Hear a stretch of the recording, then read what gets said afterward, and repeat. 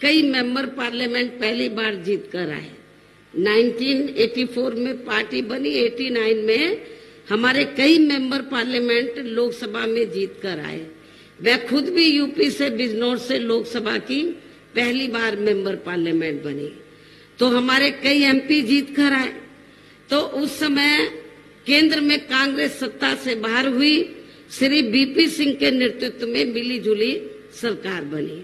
Shri BP Singh ये चाहते थे कि बीएसपी भी सरकार में शामिल हो, और बीपी सिंह जी ने ये कहा मान्यवर श्री कांशीराम जी से कि हम मायावती को जो भी मिनिस्ट्री बड़ी चाहे हम देने के लिए तैयार हैं, लेकिन सरकार में शामिल हो जाए।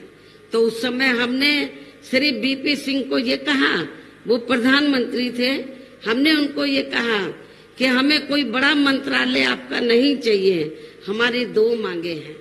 पहली मांग ये है कि मंडल कमीशन की रिपोर्ट को लागू करो, जो कांग्रेस ने लागू नहीं की है, और दूसरी मांग ये है कि हमारे लोग कांग्रेस से ये लंबे अरसे से मांग करते रहे कि जिन्होंने भारतीय संविधान बनाया तो बाबा साहब को भारत रत्न की उपाधि से सम्मानित किया जाना चाहिए। हमारी दो मांगे स्वीकार कर लो, हमें मिनिस्ट्री नहीं चाहिए, हम आपको समर्थन दे देंगे। श्री बीपी सिंह की सरकार ने हमारी इन दोनों मांगों को मान लिया।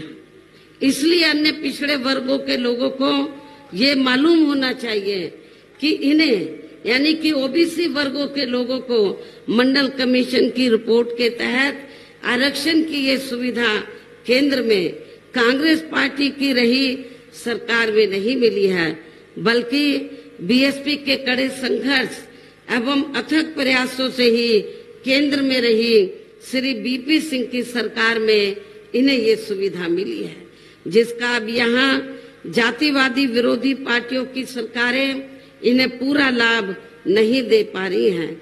इसके साथ ही श्री बीपी सिंह की सरकार में इन वर्गों के मसीहा परम पूज्य बाबा साहब डॉक्टर भीमराव अंबेडकर को भी यहाँ भारत रत्न की उपाधि से सम्मानित किया गया है।